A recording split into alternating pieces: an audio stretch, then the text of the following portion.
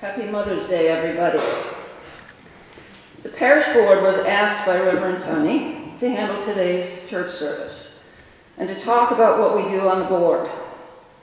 But since it's Mother's Day, I will somehow twist how mothers nurture us and how the board and our lay leaders serve the church. I find it quite ironic that I, of all people, am up here today because I have not been a mother or a foster mother or even a mother of pets. But nevertheless, I care for this church, for you people who are here, the missions we have, and even for the building itself and the grounds. As we heard in the first reading, nurturing is to support or to encourage, as a mother would a growing child. From the dictionary, to nurture can mean to feed, literally, to nourish, and also to promote the development of someone or something, to help them grow, develop, or succeed. So, from my experience, what does the traditional stay-at-home mother do? She cooks, bakes, cleans the house, does the laundry, packs your lunch, perhaps even puts a surprise note in it. She raises the children. She sings lullabies. She fixes boo-boos with a kiss and a bandage and reads bedtime stories. She teaches the kids their first language, their manners, their values, and how to do things. She might wait with them for the school bus. She might make crafts or art projects with them. She may lead them into brownies or Cub Scouts. She might be the parent who doles out the allowance, and she might watch the household finances. She may take the family photos or videos, drive the children to a myriad of activities, and then sit in the stands and cheer for their child in their sporting activity. She may pass along the family history and stories that might initially seem boring, but eventually you come to embrace. She may garden or sew or decorate the home. She watches over the safety of her children. And what are some things the parish board has done in this past year that are similar? We make sure that this house is clean and in good repair. We hire contractors to do the work of snow plowing and grass mowing. We authorize spending to make repairs, such as the leaking roof, or when the boiler suddenly quit working this past winter. We establish and cultivate the direction of our church through the setting of vision, mission, and goals, which we are working on right now. We oversee the hiring and performance of our paid staff. We sign legal and banking papers and make sure the church and the contents are properly insured. We are writing policies and procedures right now to assure consistent and fair practices from year to year. We authorize the use of the church facility by non-members. We act as Sunday morning greeters and make announcements during the service. We support the committees and activities of this church and sometimes represent Hopedale Unitarian at denominational events or at religious or secular activities in the local area. We review the budget presented to us by the Finance and Investment Committee, and we ultimately decide on the version to be presented at the annual meeting, which we also have to plan and copy the papers for and run the meeting. There are many more short-term and long-term tasks that board members do, and we do more than just meet once a month. We spend many hours at this. Now, with these two long lists, perhaps you can see how mothers nurture us when we are children and how our activities here at this church can nurture the church. But I remind you, it also nurtures you yourself in return when you give. Your mother and or father may have helped you with your early vocabulary practice. They helped you sound out the words as you learned to read. They taught you new words, manners, and concepts. Who at HUP helps us with learning new words and philosophies? Reverend Tony, of course, as he explains to us about the various translations of the Bible and the Greek origins of words. He has taught us about ideas that are new to this parish, such as taking our service out into the community and opening ourselves up to learn about such topics as LGBTQ and Islam, for example. And he's tried to open our eyes to some new ideas. Some we have chosen not to enact, but at least we've listened to them. So he has helped us to grow both individually and collectively. How have each of us fared when we first moved out of our parents' homes or foster parents' homes? Perhaps to go to college, or perhaps to establish our own homes. Was there a learning curve? How quickly did we realize we did not know everything we needed to know to be an adult? Did we need to go back to mom or dad or our grandparents for advice, for help, or for some extra money? In comparison, how are we, this generation of the Hopedale congregation, faring? Do we sometimes want to yell out, "Where have all the church ladies gone? Why aren't they here to help us?" Those ladies of the past church auxiliaries or alliances did many things for the churches, things we are now called upon to do ourselves in order to nurture and keep this church growing. We know we each have to step up and not leave the work to somebody else, or just to the paid staff, or just to the board.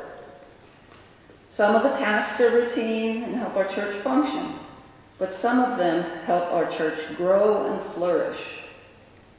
For instances, Alice and Michelle often set up meals, and Tasha is well known for her baking skills. Who cleans up after social hour?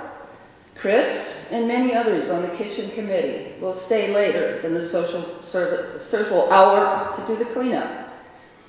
Who preserves our services with videotaping and audio recording? Some of the people involved in this are Marcia, Tony, Janet, Ben, and Robert. We have flowers on the altar, and the schedule is arranged by Marge and Marcia. We have beautiful flowers at that entrance to the sanctuary, and they're generally planted by Patrick. This year, raising funds has been done by Tracy and Bob, Rita and Fred, Michelle and Tony, and many others who pitched in.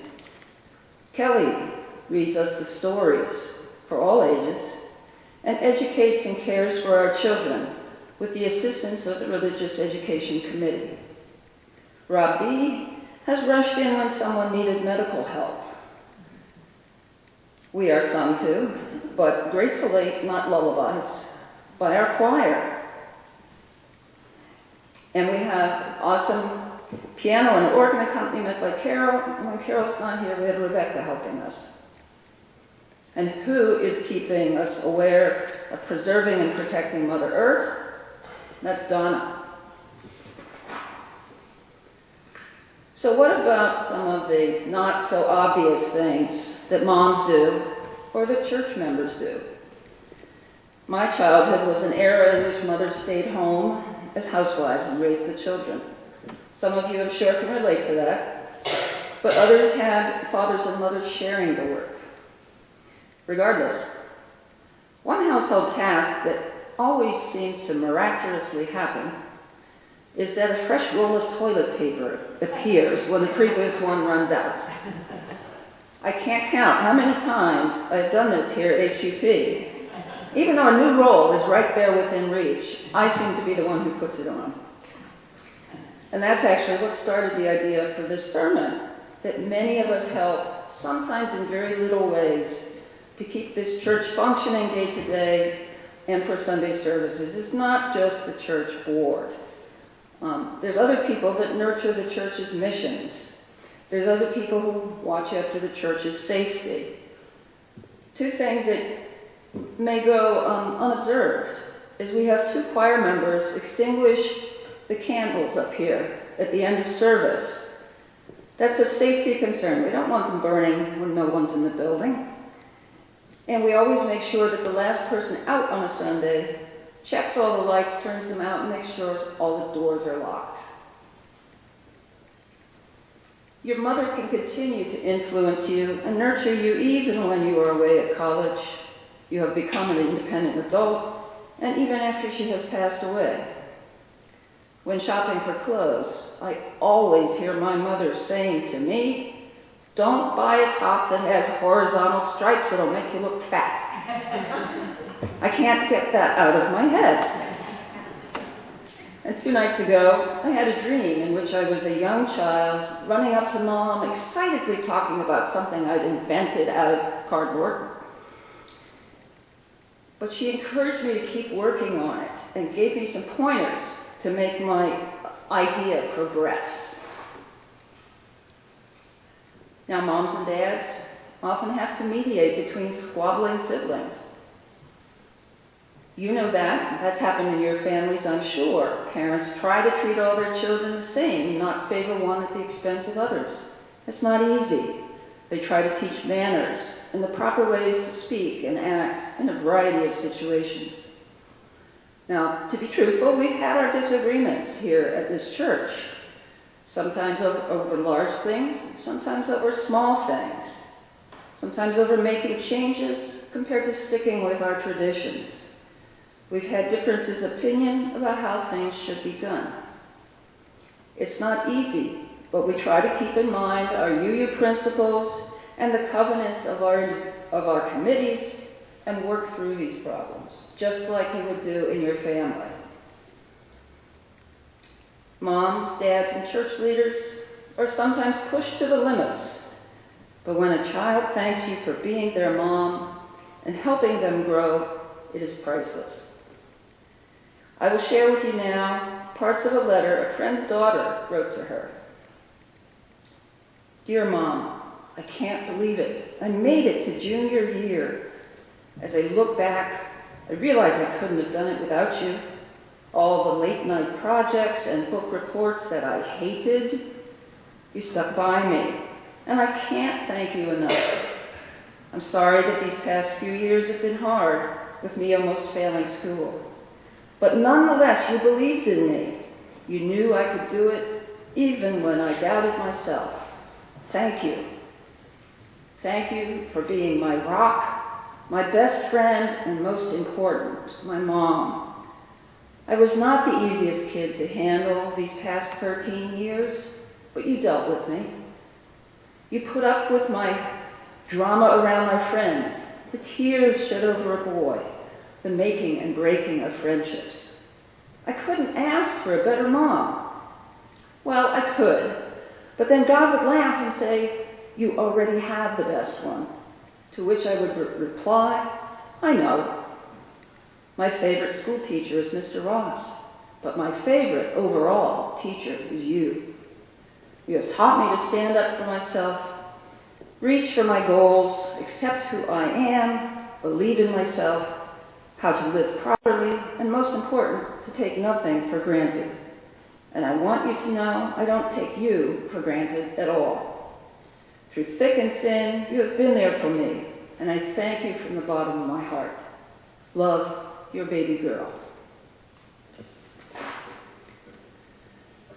Many of you honor your mother today, perhaps with flowers, a card, going out to dinner, giving her chocolates, or maybe a gift certificate to a spa.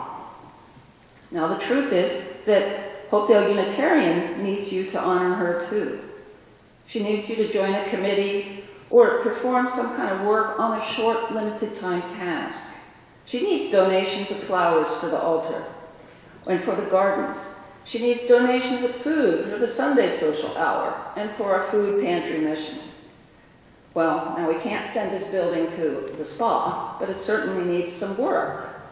Sometimes that means monetary donations to cover it, but some people may have skills to help out in doing things such as repairing the lawn, repairing loose doorknobs, or doing some painting.